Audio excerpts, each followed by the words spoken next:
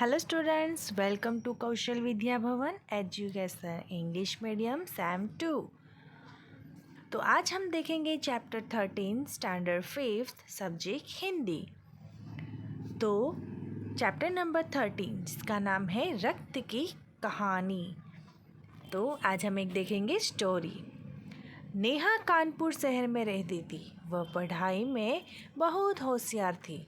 अंततः घर में सब उसे बहुत प्यार करते थे।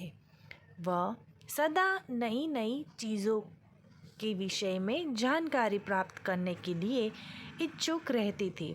एक दिन पाठशाला का गृह कार्य करते समय नेहा पेंसिल छील रही थी कि अचानक उसकी उंगली कट गई। टप टप खून टपकने लगा। खून देखकर वह चिल्लाने लगी, माँ माँ खून। तो यहाँ पे नेहा है, ये लड़की जो आप देख रहे हो पिक्चर में, जो क्राई कर रही है, मतलब वो जो रो रही है वो नेहा है। और वो कहाँ की है? तो कानपुर शहर की। ओके, इसके नीचे अंडरलाइन कर लो क्योंकि ये आपको एमसीक्यू में आ सकता है कि नेहा कौन से शहर की थी। ओके, तो नेहा कानपुर शहर की थी और वो स्टडी में बहुत ही होशियार थी और घर में सब उसे बहुत ही प्यार करते थे क्योंकि वो बहुत ही सबकी लाडली थी और उसे नई नई चीज़ों बनाना बहुत ही अच्छा लगता था। वो नए नए एनवायरनमेंट करती रहती थी। तो एक दिन स्कूल में उसे कोई होमवर्क मिला होगा, तो वो अपनी पेंसिल शार्पनर से शार्प नहीं कर रही थी, वो एक जो पेंसिल है वो छिल रही थी, मतलब कोई चप्पू से वो छिल रही होगी। तो उससे उस टाइम पे उसकी उंगली कट गई और उसकी उंगली से खून टप टप टपकने लगा और वो खून देखकर डर गई और ज़ोर ज़ोर से उसके अपनी मम्मी को बुलाया। नेहा की माँ दौड़ी हुई आई, प्यार से समझाती हुई बोली, खून निकलने से बहादुर बच्चे डरते हैं क्या? उन्होंने नेहा की उंगली पर दवा लगाई और कसकर पट्टी बांध दी। नेहा का ध्यान चोट की तरफ से हटाने के लिए माँ ने उसे कहानी सुनाने का मन बनाया। तो नेहा की माँ ने नेहा की आवाज़ सुनते हुए तुरंत ही वो दौड़ती हुई नेहा के पास आई और उसकी माँ ने बोला कि खून निकलने से जो बहादुर लोग होते हैं, जो स्ट्रॉन्ग होते हैं, वो खून जो निकलता है उससे डरते हैं क्या? तो नेहा की उंगली पर उसने दवाई लगाई और एक कस के पट्टी बांध दी और फिर नेहा फिर भी अपना ध्यान वहाँ से नहीं हटा रही थी। तो उसकी माँ ने एक आइडिया दिया कि इसका ध्यान बटाने के लिए मुझे एक स्टोरी बतानी पड़ेगी ताकि नेहा इस उंगली पे से अपना ध्यान हटा ले। तो देखते हैं नेहा की मम्मी ने कौन सी स्टोरी सुनाई। उन्होंने नेहा से एक पहेली पूछी। तो देखते हैं कौन सी पहेली। बहता है पर पानी नहीं, लाल है पर सेब नहीं, जीवन का आधार है, बतलाओ वह क्या है? तो नेहा ने सोच विचार कर उत्तर दिया, रक्त या खून। माँ ने कहा, हाँ शाबाश, और यही है आज की हमारी कहानी का विषय। तो उसको पहले एक पहेली पूछी कि जो बहता है बट वो पानी नहीं है, लाल है पर वो सेब नहीं है, और हमारा जीवन का आधार है। तो ये कौन सी चीज़ है? तो हमारा ब्लड, मतलब खून।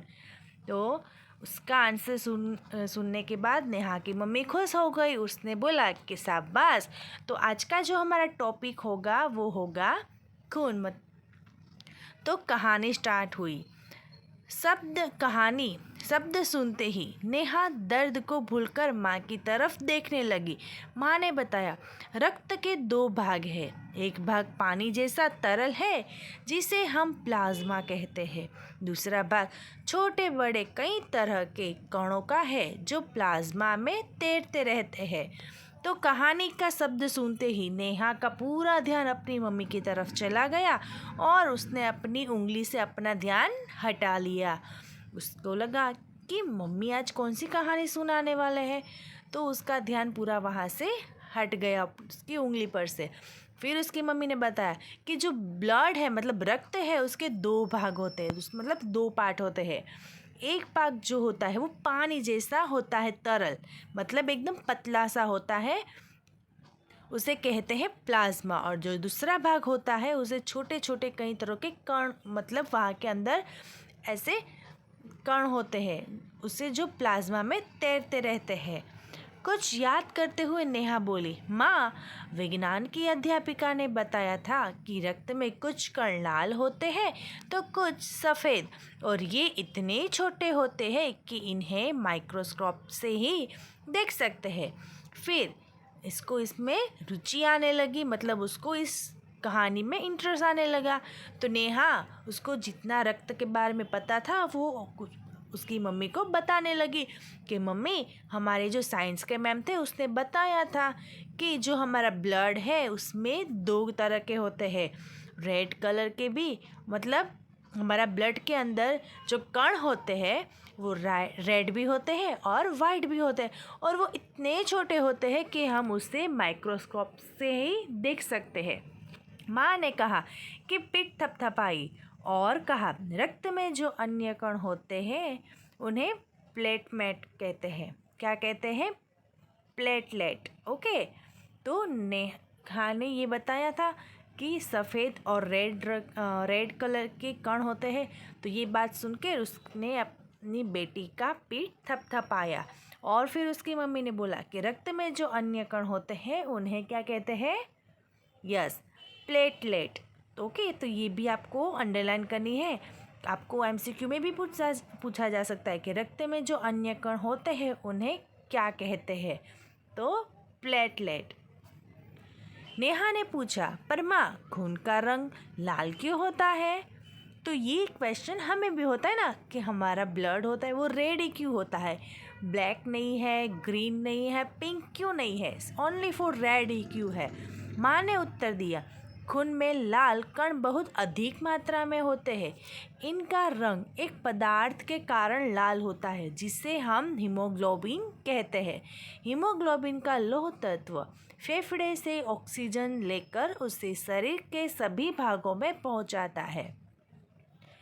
तो नेहा को एक क्वेश्चन आया था कि मम्मी, हमारा जो ब्लड होता है वो ओनली फॉर रेड कलर का ही क्यों होता है? तो उसकी मम्मी ने आंसर दिया कि हमारा जो ब्लड होता है उनमें अधिक मात्रा, मतलब ज़्यादा मात्रा में हीमोग्लोबिन होते हैं, इसीलिए हमारा ब्लड जो होता है वो पूरा रेड होता है, और वो लौह तत्व हमारा फेफड़े से लेके ऑक्सीजन लेकर पूरे शरीर में पहुंचाता है।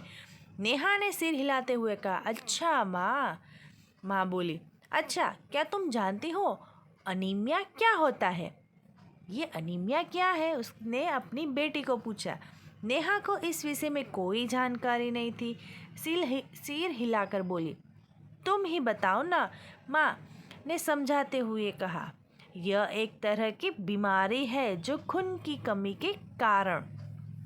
तो ये अनीमिया है, उसका मतलब वो क्या है? तो अनीमिया है वो एक बीमारी है जो हमें किसके लिए होती है? तो हमारे बॉडी में जब ब्लड की मात्रा कम हो जाती है तो हमें अनीमिया होता है। खाने में लौह तत्व की कमी तथा पेट में कीड़े हो जाने से ही यह रोग हो सकता है। हम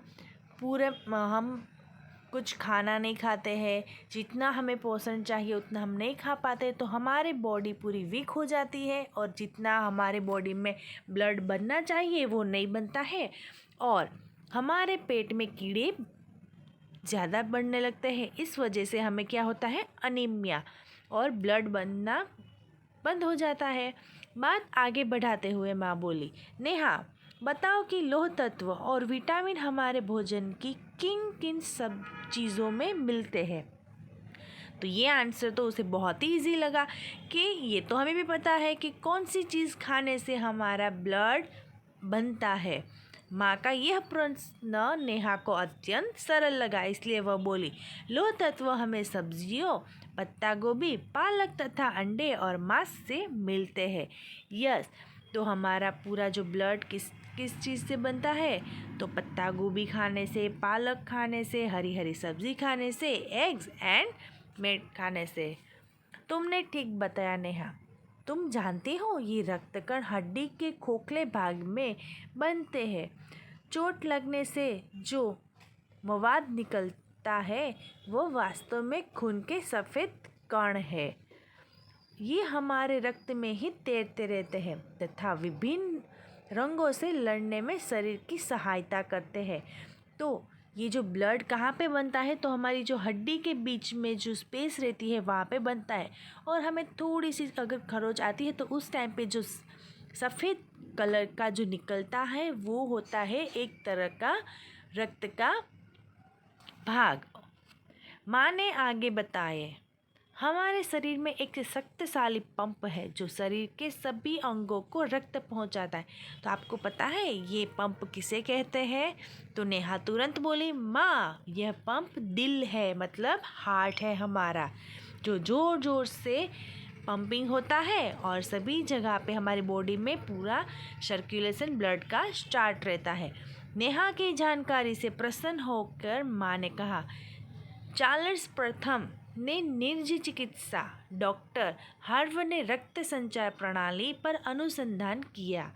वे इस नतीजे पर पहुंचे कि दिल रक्त को शरीर के भीतर ही चक्रनुमा रास्ते में फेंकता है।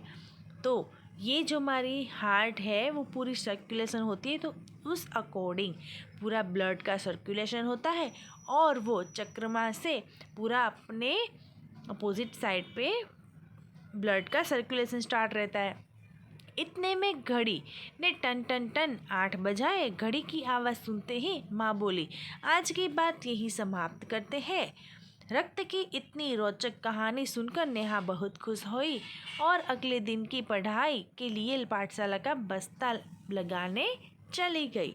तो यहाँ पे स्टोरी कंप्लीट हो गई है और ये स्टोरी नेहा को इतनी पसंद आई कि कब 8 बज गई और घड़ी में टन टन की आवाज़ सुनाई दी।